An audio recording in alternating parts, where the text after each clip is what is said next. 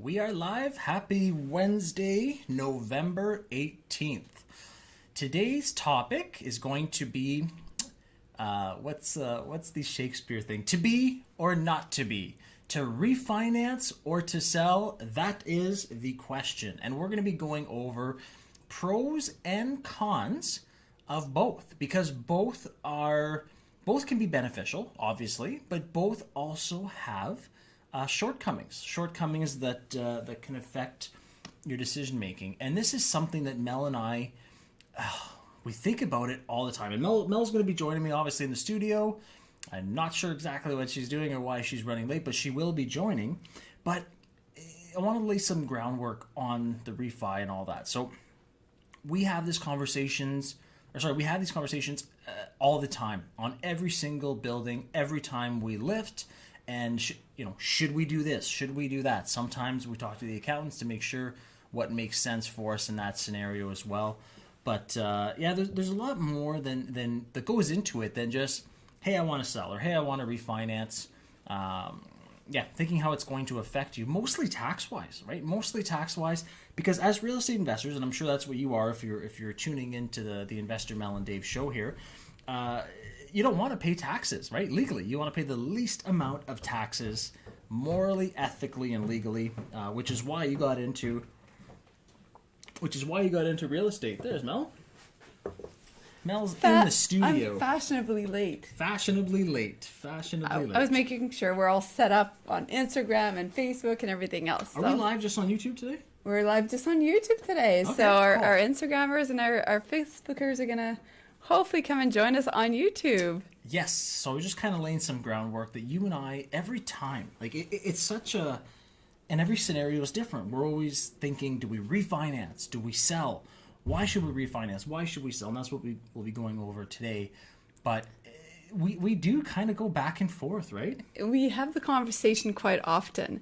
Although our strategies, for those who know us, we are typically buy and hold, so that way we get to keep the cash flow and the appreciation throughout the years. However, there are certain times throughout the years that we have decided that we were intentionally thought we were going to flip and we didn't. Yep. And there are times where we intentionally thought we were going to hold and we didn't. And we have a very recent example of that. But I think I'll do my radio voice. The radio voice today. Yes, I'll do our intro. All right. It's been a couple of weeks since you've done that. No one wrote in the comments whether they like it or not. So isn't that a saying? No comment is. No news is good news. But then there's also. There's definitely a saying. Yeah, there's definitely a saying for that. All right, so radio voice. Maybe you'll get a couple of thumbs up afterwards. All right, so welcome to the Investor Mel and Dave podcast, where we talk about real estate, entrepreneurship, and life. Today's topic will be to refinance or to sell. Yes, which one is best? And welcome. The radio voice. The radio voice. So thank you, right, everyone, on our channel today. If you are new to us, thanks for being here. If you're not new to us, thanks for being here. Make sure to subscribe to our channel and hit the bell to be notified for when we go live, like moments like this. So make sure to subscribe as well, because we have a new video every single week. Yes. Awesome. Good. So let's get started. Okay, so I wanted to start off with the refinance. Okay, so let's slow things down. Let's talk about refinance. And if you're a real estate investor, you're going to be familiar with refinancing, because that is a major aspect of real estate investing, okay? So whether you're using your own money, or if you do like us, use creative financing and using seller financing, vendor takebacks, private lenders, private investors, the refinance is a massive portion of your calculations, your exit strategy, whether you should actually buy the building in the first place. The refinance is huge when deciding, do I pull the trigger or not? Yeah, and it should be pre-calculated as well. Yes. It's a pre-calculated choice. Well, yeah, 100%. So in the refinance, first off, the thing that everyone loves, and some people don't understand, so I'll maybe touch on it, is the tax-free portion, okay? So a refinance is a tax-free event. It does not trigger any taxes. Yes, and we always get this question, are you sure? Yes, when you aren't selling, you're refinancing. It's a tax-free transaction, which is really nice, right? You don't have to worry about paying extra or those expenses. So that's certainly part of our calculations. Yes. Yes. That's a big part. It's a big part, yes. And that's why often people won't sell a lot of, owners who may have a lot of properties to sell, quite often they won't sell many properties in the same year because of the taxes. Yeah, so okay, and people don't understand this. They think so, and if you do understand it, bear with me. But if some people don't understand it, I want to explain it to them. So why is a refinance tax free? Because they'll say we get DMs and we get messages on Facebook YouTube as well, and we answer every single comment and question on YouTube ourselves. But they'll say, well, Dave, you're still getting the money. Why aren't you paying tax on it? And here's the difference, okay? So yes, you are receiving funds in a refinance. However, it's debt. And again, I love debt, but it's debt, right? It's a mortgage. You have to pay that back. It's not just money that you get to do. Well, sometimes you can do what you want with the refinance, but it's still attached to a mortgage. It's still attached to debt. Yeah. So that is why it is a non-taxable event with the refinance. Now, so that's a pro. That's obviously a very pro to refinance. Yeah. To keep your properties as opposed to selling. And we'll get into selling after, Yes. but I want to talk pro. So that's a massive pro of the refinance. Absolutely. And the other thing too with the refinance is when you do it, like let's say you purchased an income property, and let's say it was 3 years ago, right? The rates were higher because now we all know what's record low rates or historically low rates. People are refinancing right now. So that's another good thing about refinancing is that you can restructure your debt, right? Like we're doing that right when now. In different times, right? It could, and this could be a con depending when it's at, right? If you're used to having 2% and all of a sudden the rates are 5%, that refinance won't be quite as pleasant. So it could be a pro or it could be a con as well. That's actually a really good point. Yeah. So that's something too. People restructure their debt, like Mel said. Sometimes, if you're wanting to take your money out, yes, the interest rate is a factor. But yeah, so that's it as well. People are doing a lot of refinances right now because the interest is very low. So that's something that people need to think about. The loan to value amount. So when you're refinancing, like we typically get 80 on our 4 and under, 75 on our 5 and over. So that's something that you and I talk about all the time. It's yes. when you refinance, we end up leaving. Well, you leave equity in the deal, right? Yeah, it's just sitting there, right? And you have no choice. You can't put that money to work for you, so you have to be comfortable with that as well.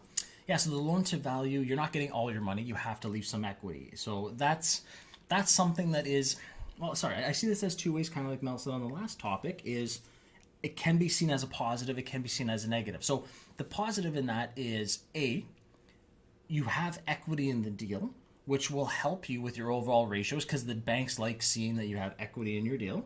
Yeah, it's money, it's backup as well. Although yes, you can't pull that out, but at least you kind of know that if worse comes to worse, if I need to sell something, I have some equity. So it's not a bad thing also like to have. Forced savings, I guess. Exactly, it's forced backup plan. Yeah, exactly. So that's kind of like depending how you look at it. The other part of the of leaving the money in there is a negative that you don't have access to that money. So that is still, you have to leave it in the deal, right? And that's what you have to look at. So what are your intentions? Are you okay with that? Do you absolutely need that money to buy your next properties? Are you able to find other lenders, other owner financing? Do you have a property? And sometimes this has been part of our plan or what shifted our direction is that we decided perhaps to sell because we wanted to pull that money because we had an amazing opportunity we didn't want to miss out on. We perhaps were the timing of coming up with that cash was very quick, and instead of trying to find a private lender, we thought let's just use that money and put it to work for us. Yeah, no, great point, Mel. And I thought of something as you were talking, and now I forgot about. Yes, is strategic planning, and I'll kind of get into that in the sell. So maybe let's go over to selling, and I want to talk about a scenario that we have. It's a current, like I said, it's November 18th today. We sold the property. It firmed up, and it closes November 27th. and let's go over why, we'll go over why we sold it, but let's go over the pros and cons of selling. Well, let's rewind a little bit more. And this was absolutely one we thought about keeping at first. Yeah. Right? We always talk, oh, maybe we could sell it, but our intentions were, let's rent it out. It's going to be redone. It's going to be turnkey. It was an older place. It was a bank repo, this one, right? Correct, yep. It was a bank repo. So the team had to do a lot of work in it, but it looks great. It's in great shape. So we thought, okay, now it's easy maintenance because everything is redone. Should we just keep it because we put the money into it? And this will be one, keep an eye down the road. We're actually going to be doing a YouTube video breaking down this actual deal. Yes. But yeah, so selling in general. Why do people sell as opposed to refinancing? And let's go over the pros of selling. And Mel kind of mentioned it in the refinance, but the pro of selling is you don't have to leave equity in the deal now. You get all the money from the proceeds of the, and again, I know people are going to say, well, Dave, what about realtors and attorneys and lawyers? Yes. Obviously, after all that's been done. But the pro of selling is that you now get all that money. Nothing is staying left in the deal. Exactly. And if you want to use that money into the next deal, then you can get that full amount. So if you, let's say $100,000, that loan to value that Dave was referring to earlier, let's say you'd have to leave $20,000 a deal. Now you actually have that in pocket. And of course, typically, Mel, where can I buy a place for $100,000? I know that this is just for easy numbers. Yeah, so yeah, exactly. You get to take all that money. Nothing gets left in the deal because the deal is now done. You've sold it. Yeah, so this one was a duplex when we purchased it. Correct. But we changed it into a legal triplex. So, of course, right there, the value of the property increased.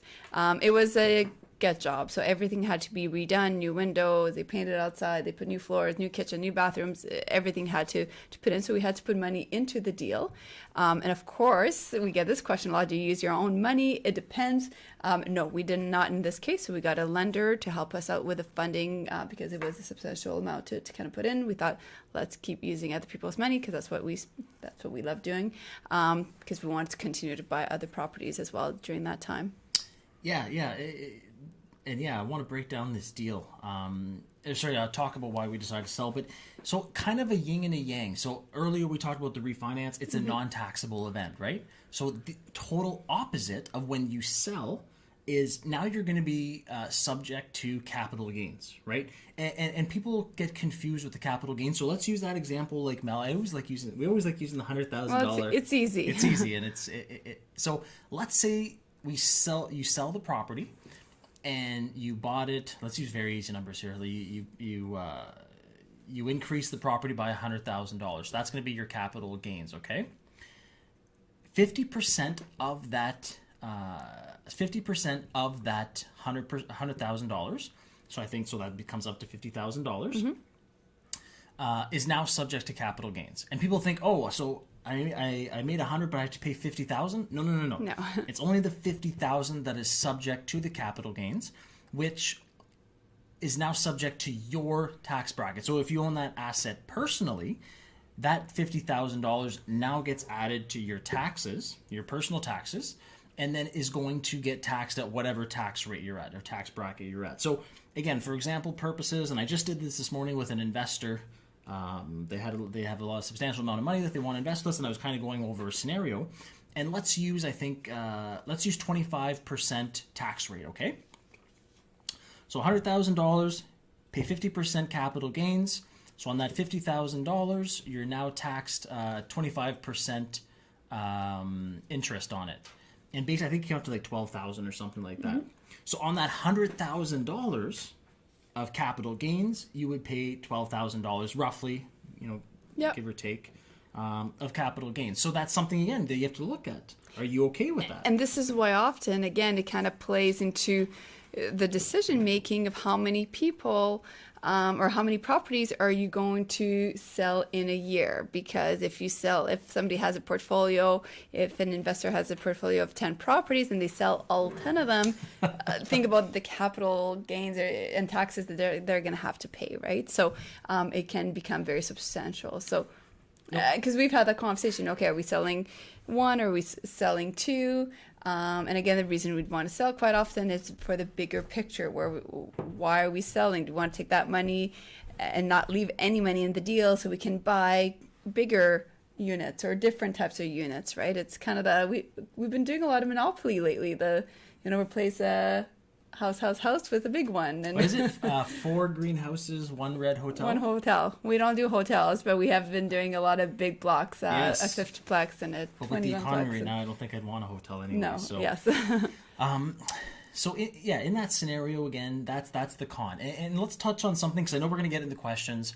If you're in the U.S. 1031 tax strategy, yes, you can apply that, which basically means, and I'm going to talk about it very slowly, if you sell a property and you have capital gains, as long as you don't touch that money, as long as you put it in an escrow and use it within certain parameters and certain timelines, you will not pay, and as long as you apply it to another real estate or income property, you won't have to pay capital gains. So yes, I know that. So the 1031 is a beautiful thing.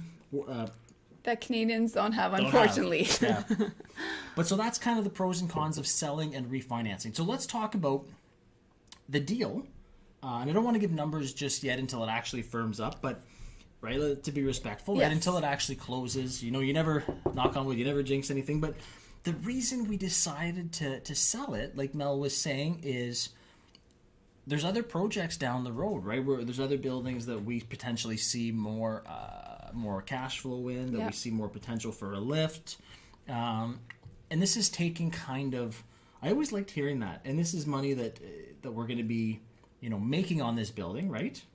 Absolutely, yes. So yeah, That's the plan, right? You always want to, and that is the results as well. But that's the plan, of course. If you're going to be doing that, you want to make a substantial amount of money to make it worth it. Well, so exactly what we did was take other people's money and creative financing, purchased it, increased the value. So now we're going to have money that we've created over and above paying everyone else. So it's taking kind of yesterday's dollars for tomorrow's project. So now that we've created that income and that lift, we're going to be able to basically take that money and buy other properties with it, right? Yeah, absolutely. And what I like about this, and something kind of, I won't get into it here, maybe when we do the YouTube video on it, is because we're structured in certain ways with corporations and our different structures. Think of this, okay? And I'm not going to dive into it, but just think of this.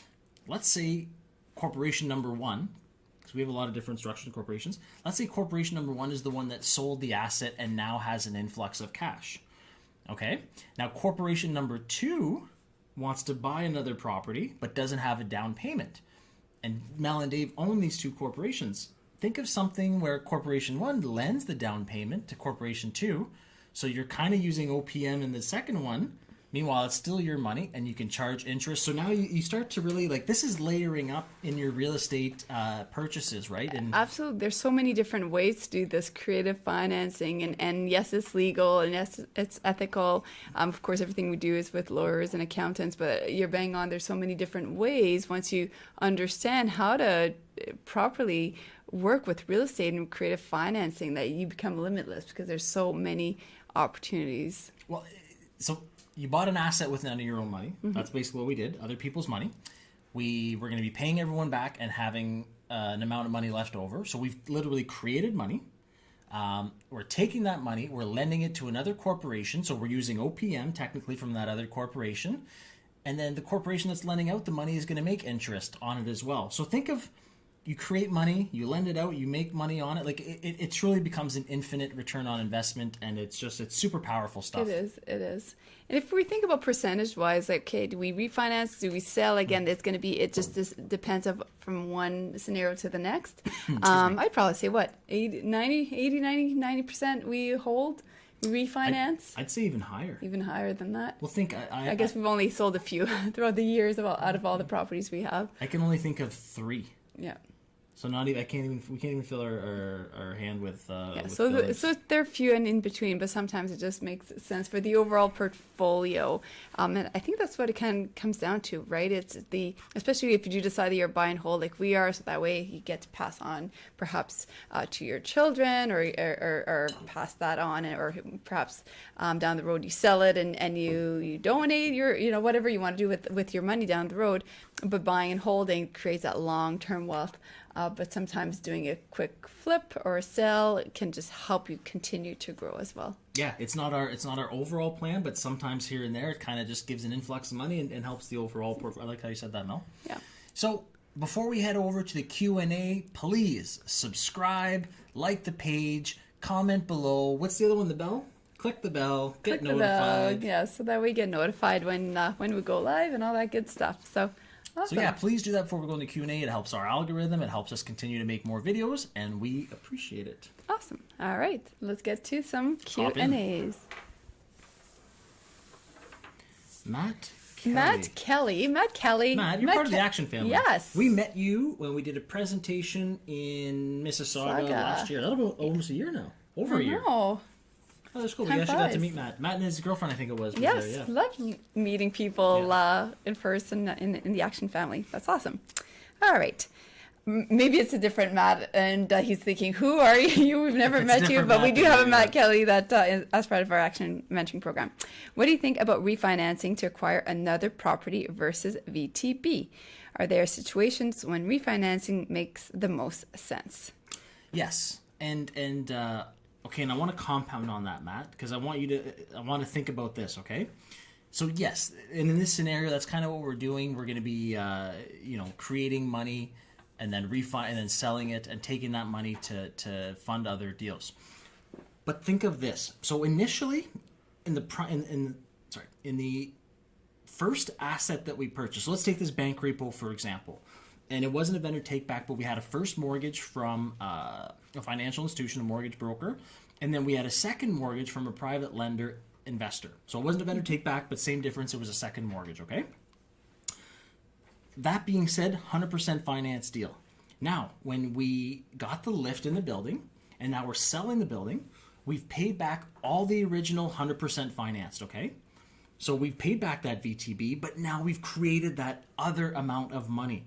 So not only by using other people's money and 100% financing did we make that deal make sense, but now we've created another down payment on another building. So that's why it makes sense in this scenario, which if you think of that on like a bigger scale, and I know I keep saying it, it's just so powerful that you create money and now you're going to use it on another payment. So that's kind of what we're doing with this deal. Yeah, absolutely. And for the VTB, of course, that would always be my first choice, right? If there's owner financing, 100%. seller financing, I would keep my property 100% unless it's happen to not be a good property. But I would 100% keep my property and go for the VTB because, again, keep that money there. And if ever down the road I need to pull it out for whatever reason, at least it's my backup. Yeah, and Matt, hopefully you're coming live in the Action family today because I'm talking about this a little bit more in more detail. So hopefully you're coming live today if you got a chance. Rob, hi, my sister is looking to refinance, but she has missed payments from her student loans from last year. She wasn't aware that they were late. How do you recommend getting them removed? Hey, Rob. Yeah, so I'm not, let's say I'm not a mortgage broker, or Mel and I are not mortgage brokers, but what I'd say is let's say that same institution that gave your sister the mortgage, maybe it soured the relationship, maybe they're thinking, your ability to repay debt is not great, and that probably went on their credit, right? But such is life. And looking forward, if I was in that scenario, what I would do is ask that same institution whether they're willing to do refinance. If not, I would find another institution or another mortgage broker. Now think of this. If the credit rating went down due to non-payments, when they're going to refinance, they might get a lower loan to value due to this, or they might have to pay higher interest. Yep. So, and sometimes, depending of the financial institution, have a conversation with them. I mean, if there's any kind of proof that you can show, perhaps the bills were going to a wrong address or anything like that. Again, not sure if that's going to make a difference or not, but I know we're very transparent with our financial institutions. Oh, yeah. We always talk to them, so have conversations and the plan moving forward as well. And if obviously she's been able to, hey, I missed some payments, but I tripled my payments. If you can look at the past couple of months, for example, if something like that's happening, that might help as well. Makes sense. Awesome. Patricia, when would it be better to do a HELOC instead of refinance? And I believe Patricia Gomez is part of the Action family as well. Awesome. And I can go more into detail in the Action family, Patricia, but this is going to be a personal choice. To be honest with you, some institutions want the HELOC more as opposed to just giving you the refinance. I don't know why that they want that more. I think it's to do with ratios and that type of thing. That's what I look at more. and Mel and I do mostly refinance, not HELOC. And when we do it, we talk to the institution. We'll say, again, let's use the $100,000. If you're going to give me $100,000 of refinance, or you're going to give me a $100,000 HELOC line of credit, which one is going to least impact Mel and Dave's ratios and ability to borrow? Because obviously with the refinance, yes, you're getting the money, you're not paying taxes, but then you're getting higher debt. So you're going to have a higher mortgage, which is going to affect your ratios. But a HELOC is going to be a line of credit, which they're going to calculate it, and I forget how they do it, but they're going to calculate it like you've used all the money, so how is that going to affect your ratio? So that's honestly what I would do. Ask the institution if they're willing to do both, and if they are, which one. Run the scenario. We do a $100,000 increase in my mortgage, and then do a $100,000 HELOC. Which one affects us less? Yes, absolutely. Well said. All right. So that wraps up this session. Yeah. Thank you so much, everyone on YouTube, for following us. If you're not, again, subscribe to our channel, hit the bell. I think we're going to do a couple more surprise live sessions once in a while for those who do subscribe to our channel and live, so that way it's not announced anywhere, but you'll get notifications when we happen to go live. So that's upcoming as well. And of course, we have new videos, including a new one coming out tomorrow. You want to make sure to check that one out. Some topics that we don't discuss too often. So you'll see what that is tomorrow. So thank you, everyone. Have an amazing Wednesday. Thanks for those of you at home watching later on, or for those listening to our podcast from your vehicle or wherever you are. Yeah, and if you're listening to us after the live date today, again, don't feel like you have to be live to write comments, write questions, or anything. So if you want to jump on the YouTube page, write some comments or questions in the actual videos that you watched, or DM us on other sources. Hey, that's awesome. Dave loves it because he gets up in the morning, drinks a whole lot of coffee, and then types away to all the comments. So absolutely, he loves starting off his morning that way. So have a great day, guys.